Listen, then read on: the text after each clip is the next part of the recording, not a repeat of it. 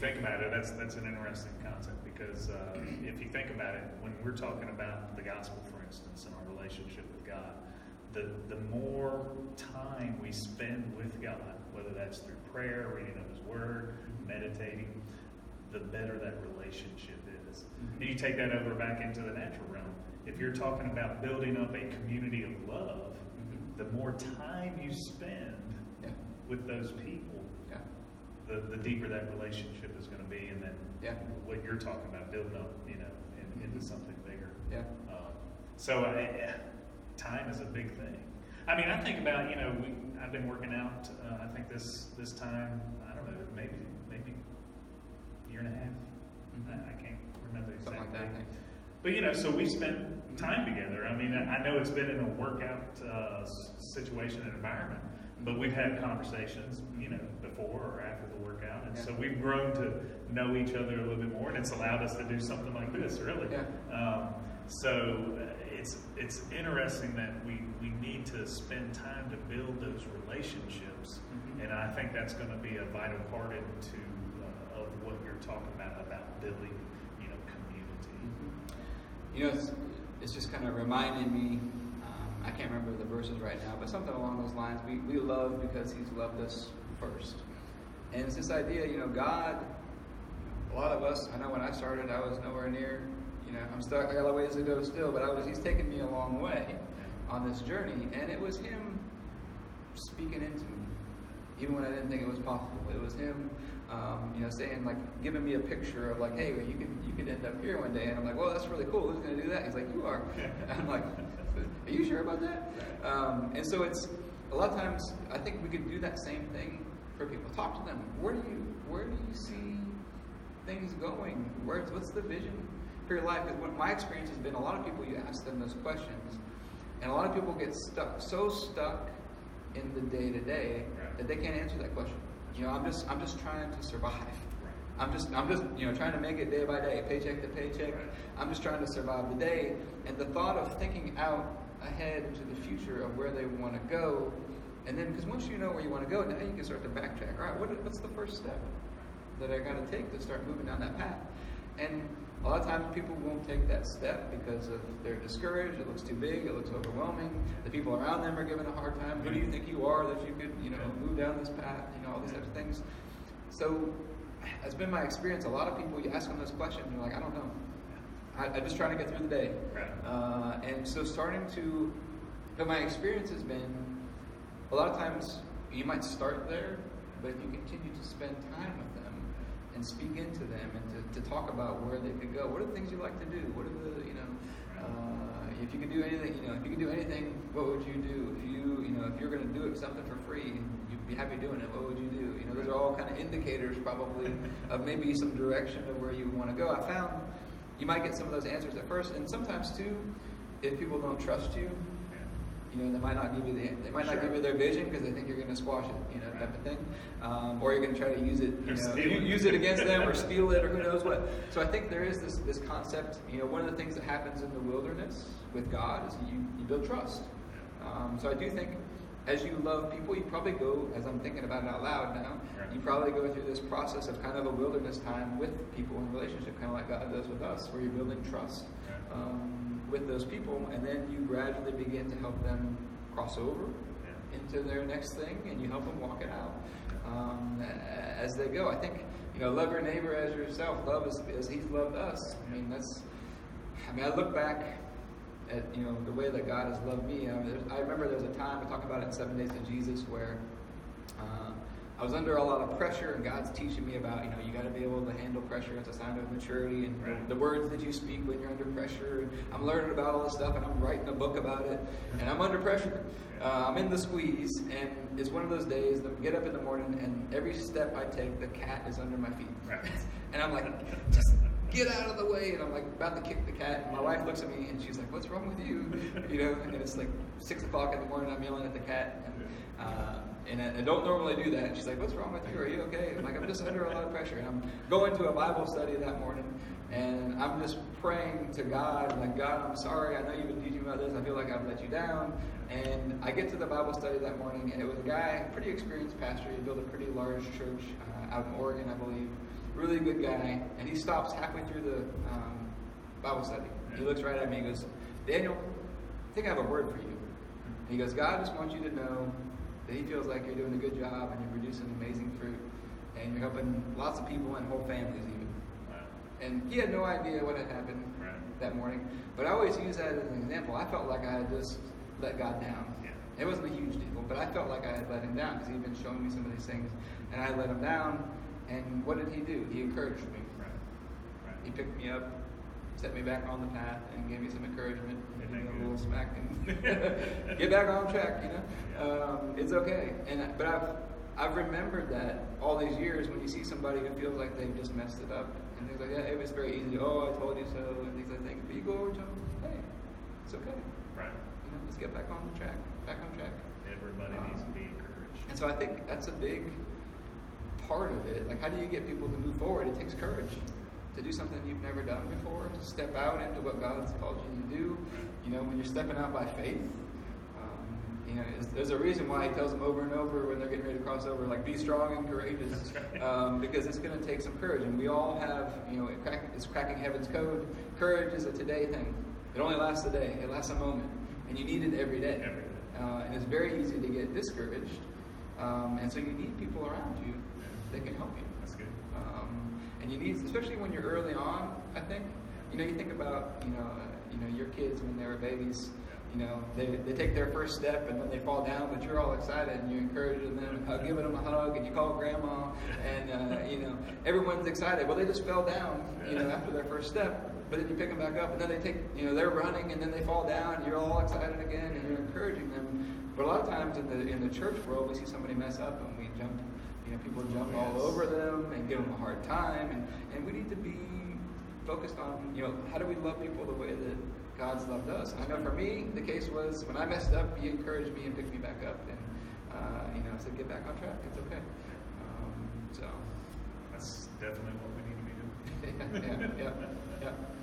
So how far along are you with completing this third piece? I have a lot of the concepts, but I don't have it all worked out just yet. My experience has been writing books with God. A lot of times I get the concept and I get started, and then you get stuck, and then you unfold some things. As you go has been my experience with it, but it's been gradually unfolding more and more. I think the big concept is you personally moving into that unique ability that's just you, and using his standard to navigate your life, and then helping other people do that. You need to take some people along with you because you can't do it alone. And what do you hope to accomplish by, writing this third book and kind of tying it all together? What's your motivation? Let me ask you that. So one of the things, like I said, my goal was to create something that I could pass on one day to my grandkids. And what it's evolved into is I've spent more and more time with God. It's evolved into a path of progression with steps and checkpoints along the way. It starts with probably a 40-day period, maybe longer, kind of like the Israelites. They were supposed to be not that long, but they ended there for 40 years. Hopefully 40 days, like Jesus. I think it's possible. You get the direction of where you're supposed to be going, and over the next year, you go through this process of growing spiritually, growing yourself, and growing in your connection and relationship with other people, when there's a curriculum that walks you through that. So one of the things I've been working on is basically a course that walks you through the 40 days where you come out with your plan. And then over the next year, you have a very precise, you're walking out your plan, but you have a path of progression. Because one of the things I've learned is on that path, Jesus said the path or the road that leads to life is narrow. So one of the things I've learned is as you start moving down that path, it doesn't always look the way you expect it to look, first of all, because a lot of times it's not a straight path. God bends it like this, so it looks like you're going the wrong way for a second, but he's like, oh no, you keep going, you're on track. But then he bends it and curves it up. So instead of going in a straight line like this, God bends it like this. So you go through the valley at first, when you first get going. But so we walk people through these paths, but one of the things I've learned is you got to keep moving forward. You got to stay on the path. And the path is narrow. It's like you're walking down the balance beam. The steps that you actually have to take to move forward on the path are not hard. The hard part is staying on the path. Right. And so there's all kinds of things that could knock you off. Anything from feel like you're not hearing from God, feel like God's mad at you, feel like God wants you off the path, don't believe that God can do the impossible in your life because he's moving you into something that looks impossible. Don't believe that he can do it through you. Don't believe that you're capable. Your distractions, your own self-doubts. It could be health issues and injury, relationship issues. It could be money. It could be not enough time. You get too busy and distracted. And so in that 1 year period, my goal is to address all those issues. We're going to address the spiritual, the mental and emotional, how to make better decisions, how to think, how to use your emotions for feedback, to stay on the path, and actually accelerate you down the path, hopefully. How to use adversities along the way to hopefully accelerate your progress down the path. To get your health right, to get your money right, to get your marriage right, to get your kids right. Try to address everything you need to keep you on the path. Because the reality is it's easy to get knocked off. It is. And so how do we keep from getting distracted? Maybe my question for you, you've been doing it longer than I have. How do you keep that, I mean, we talked about the number one thing at the top is you're seeking. How do you stay on that path? The best way and the only way I know how is to maintain that open line of communication with God, that fellowship with God. We just talked last week about 3 things that can help you to stay on track. One is to meditate in the Word. And then the word meditate, it's interesting, it means to mutter or to talk to yourself. So basically you are speaking the Word over yourself. So 1, meditate on the Word. 2, listen to that small, still voice. You know, I think it's 1 Kings that talks about Elijah and how he was talking with God. And, you know, first came the wind and then the earthquake. And it said God wasn't in the wind and he wasn't in the earthquake. And then the fire. And he said he wasn't in the fire. But then came a small, still voice. God was in that small, still voice. So 1, meditate on the Word. Listen for the voice of God. Identify the voice of God. And then when you hear it, obey what he says. And if you'll do those 3 things, I believe that will help keep you on track and keep the distractions at bay. But fellowship and the Word is I think those 3 things kind of go under that roof of seeking. Like you're pursuing him daily. That's right. And I want to say is, you know, David gets into trouble over and over in the Bible, and it's almost always the next verse says, "And David sought the Lord." And I think it was Benny Hinn. I heard one time say that Benny Hinn was worried that he wasn't going to be able to stay on track for the life of his ministry.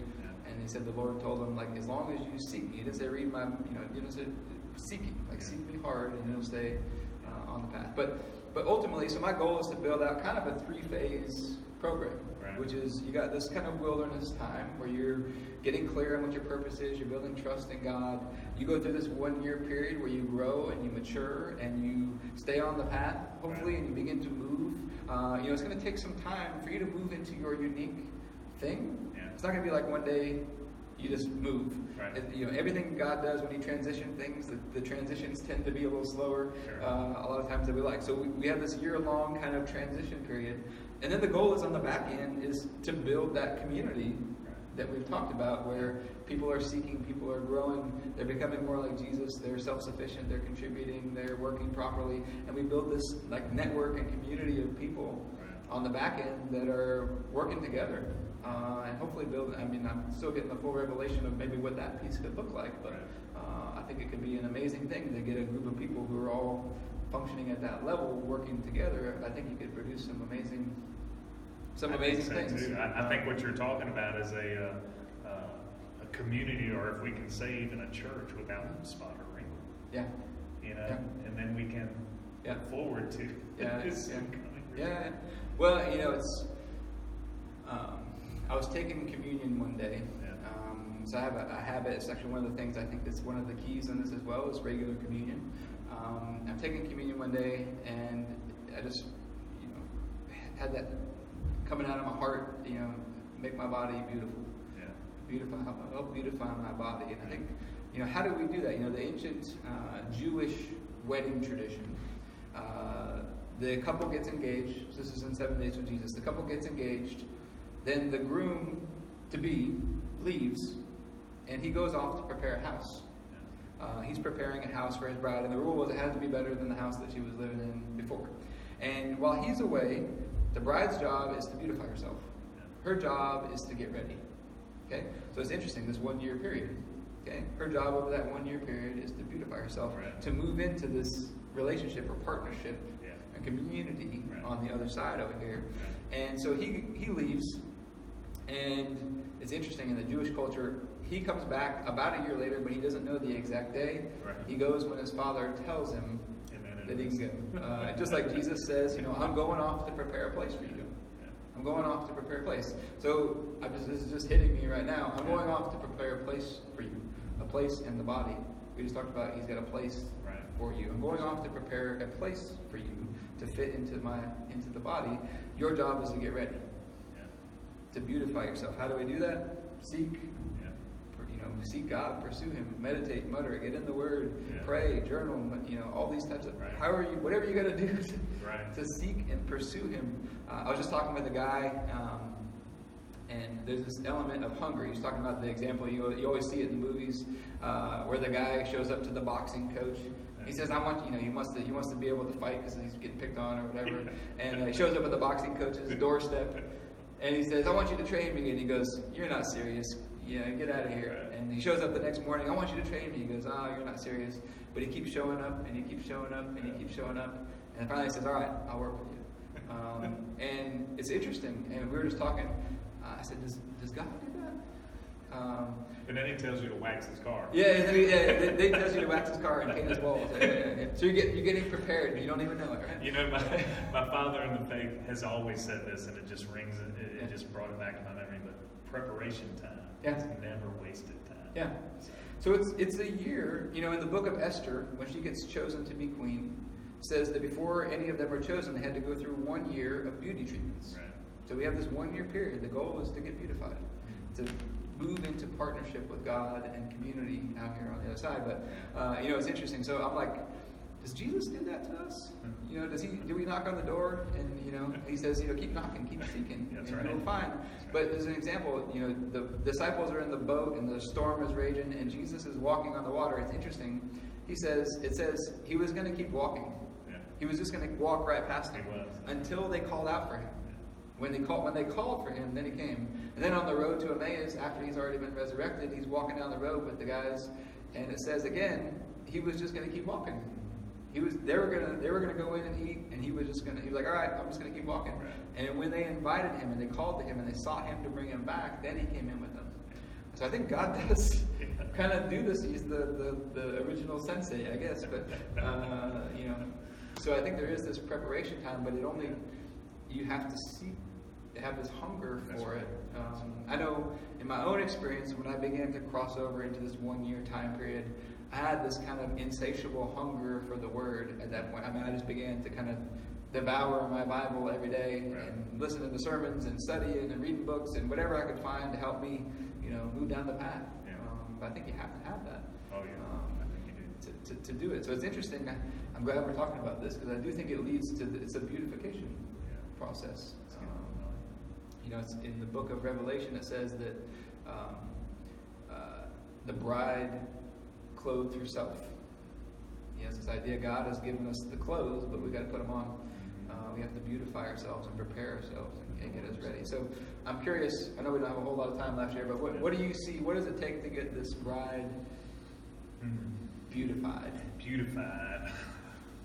Well, I think a lot of it has to do, and that's why I like what you're talking about in finding your purpose. I believe that when you are operating in your purpose, your God-given purpose, that makes you beautiful. It makes you beautiful to others.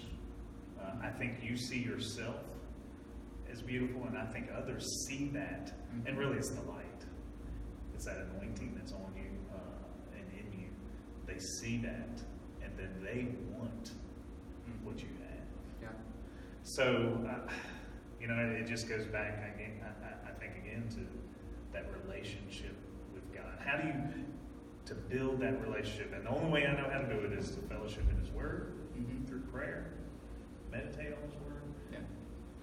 That's how I see us, Yeah. becoming that beautiful, glorious Yeah. church Yeah. that Jesus is going to be coming back for. You reminded me too of, I think it's in 1st or 2nd Peter.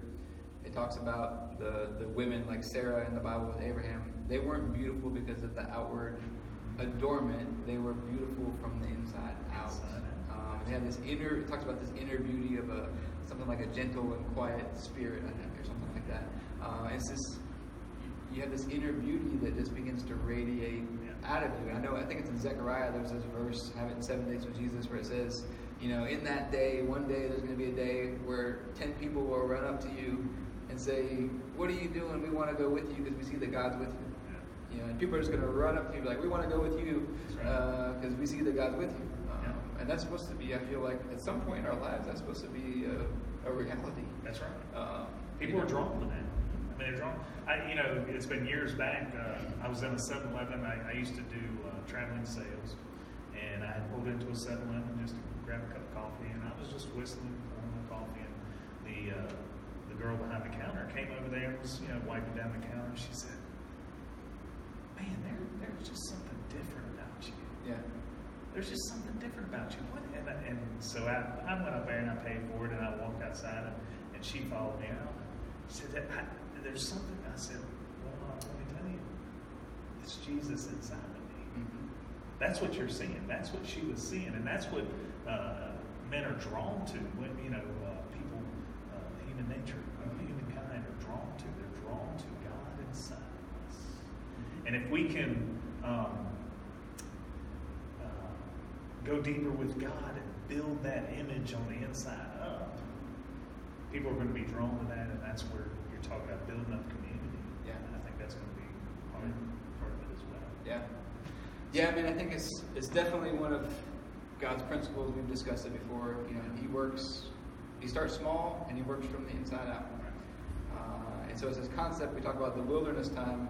The Bible talks about you've been born again through a seed. So it starts as a seed. We talk about the wilderness is related to 40. Well, a woman is pregnant for 40 weeks. So it's like you're in the womb here, and then you're getting birthed out into the promised land. But, when you get birthed out, a baby has to learn how to walk, has to learn how to talk, has to learn how to eat, has to learn how to do all these new things when they get out there, and they have to mature and grow, and all these things. And I think there's a definite correlation there between the process that we go through. We have to learn to walk and to talk by faith, and to live by faith. The Bible talks about we're supposed to live by faith, and that's a learning curve. If you've never done it before, like it's a new way of living. It's a brand new way of living, and it's a skill, I believe, that you have to learn how to walk in. Right. And you develop it, and the same way you develop any other skill, you practice. That's right. You practice, and you keep getting better to the point where it's automatic, and you know how to. It's just natural, and just like you do anything else. That's right.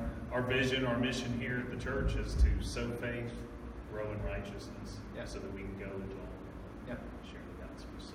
Yeah, that kind of fits the pattern that we're talking about.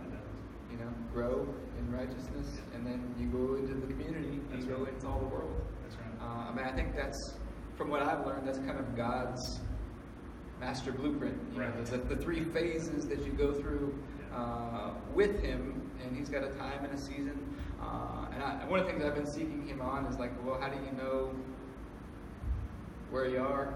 How do you know when you're ready to move on? What's the requirements, so to speak? Because I feel like He has them. He's not just random. Like, oh, you're good. You're going to go into the next thing.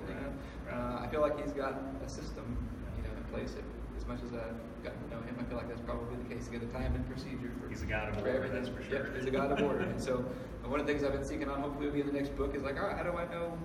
To see this whole thing laid out. Well, where am I on this process? I've had some friends that, very strongly felt God told them they were coming out of the wilderness. And they're like, like I was, all excited. I'm like, well, here's what's next. You need to be prepared for these things.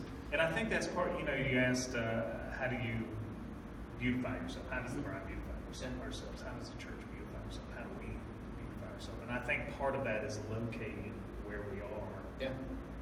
In what you're talking about. we have to locate where we are so that we can move forward.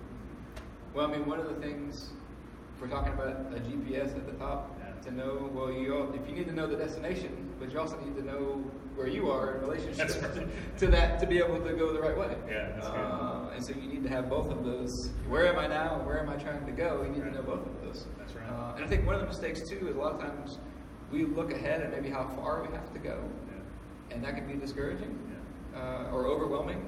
Would be another way to look at it. But a lot of times what I've found is if you made any progress at all, looking back at the progress you made can encourage you because look how far I have come. Sure. Already, I'm not there yet, but look, I'm on the path. And one of the things I've learned about this standard, using this standard as God's GPS, the most important thing is direction. That's a high standard to be shooting for, but it's meant to serve as direction. It's meant to let you know, am I on track? Am I on the path? Or am I going the wrong way? So that you can correct and recalculate and get back on the path. Right. But that's I guess what I've learned about it. So yeah. Well, this has been great. Yeah. Any final thoughts you want to share, or? I think the biggest thing, we go back to it. The number one thing is seek. If you seek, you'll find, you'll continue to move forward. If you're doing that, I think that's, we talk about in the Cracking Heaven's Code book, the idea of a table turner. The one thing that puts you in control and makes all the difference and turns the tables for you is seek. That's the one thing. Seek Him, and everything else falls in line underneath that. It's kind of like Mary and Martha. Mary is listening and seeking, and Martha's doing all this other stuff. Not to say the house didn't need to be cleaned and the food didn't need to be cooked, but if you're seeking Him, He'll make sure that you have time, or somebody else can help you with it, or who knows what, but it'll get done. A lot of times we think, well, if I seek God and spend time seeking Him, then I won't be able to get all this other stuff done. And a lot of times, a good question to ask yourself, you got all this other stuff to be done. All right, what am I supposed to be doing? A lot of times the question is not how am I going to get all this done? A better question a lot of times I've learned is who. Who? Okay? Who is supposed to be doing this? All this needs to be done, but who is supposed to be doing this? Because it might not be you. It might be someone He's sent into your life to help you with that. But a lot of times we don't take advantage of this opportunities which would free you up to focus on what He's telling you to do. Right. So He says He will seek first the kingdom of God and all these things. Yep. Seek first the kingdom and all these things. One last thing. Getting off the track a little bit. Seeking. When you seek the kingdom, okay? The Bible talks about when the kingdom comes, there's righteousness, peace, and joy. So one of the shortcuts I found to seeking the kingdom, I actually learned this going back playing college baseball. I missed half the year, my senior season with mono, and was out 6 or 8 weeks. Ended up having to have my tonsils out in the middle of it. It was bad. Came back, and I'm trying to perform. I'm trying to put a lot of pressure. I'm trying to get results in my pitching. I was playing baseball and I was pitching, not doing well. And finally I said, you know what? I'm going to go out and I'm going to enjoy it. I've only got a couple games left. It's my last year in college. I'm going to pitch and I'm going to go out and have fun. I'm going to enjoy the process and I'm going to have fun with it. And when I did, I pitched some of the best games I'd ever pitched. I wasn't doing anything different pitching-wise. The only difference was my mindset. Right. Yep. That's the only difference. And so what I found is you seek Him and you focus on stirring up your joy every single day, and everything else gets easier. Right. So part of growth and becoming more and more like Jesus is you're creating this internal environment on the inside of you no matter what's going on. Right. That's right. You're being content in all situations. And part of that seeking is that you're stirring that joy and that peace into your system on a regular, everyday, continual basis. Because when the kingdom comes, seek the kingdom. When the kingdom comes, there's righteousness, peace, and joy. Well, if you go after the peace and the joy, you get the kingdom along with it. It's one of the things I've learned. So, so it gives you some focus. What is the kingdom? Or I can seek this. Right. So find joy in everything. And Paul says, I've learned how to live when I abound, and I've learned how to live when I obey. Yes. So a lot of times you could be doing, maybe it's a job, maybe God's got you in a season of preparation. And you're doing a job maybe you don't think is your gifting and your calling, but it probably ties in somehow. How could you reframe your perspective and find joy in the process? That's good. And when you do, everything switches. It's amazing. You know, when the kingdom comes, when you just make that switch and you reframe your perspective and you view it with joy, Yeah. God changes your circumstances in a hurry because He was just waiting for you to view it from a different perspective. He was waiting for you to have a different attitude about the situation, Yeah. and all of a sudden, boom! All right, they passed the test. Boom! Right. On to the next thing. You know? That's one of those table turners. You're Yeah, talking it's a about, table turner. Yeah. It is the table turner. Yeah. It's seeking that at the top. That's at the very top, becoming more like Jesus and seeking Him. Because when He brings the kingdom, boom, everything, the tables turn, everything flips. So it puts you back in control. Yeah. So Yeah. yeah, That's awesome. Yeah. I think this has been pretty cool. yeah. This has been good. I told Todd he's got this interviewing skills. Well, I don't know about that, but I enjoy doing it. That's for yeah. sure. And, Yeah, I think that might be part of your maybe mix of uniqueness. For you. Part of my purpose. Yep. Well, thanks, Todd. Yeah, thank you, I Dan. appreciate it. This is Yep. great as always. Yep. And, Thank you.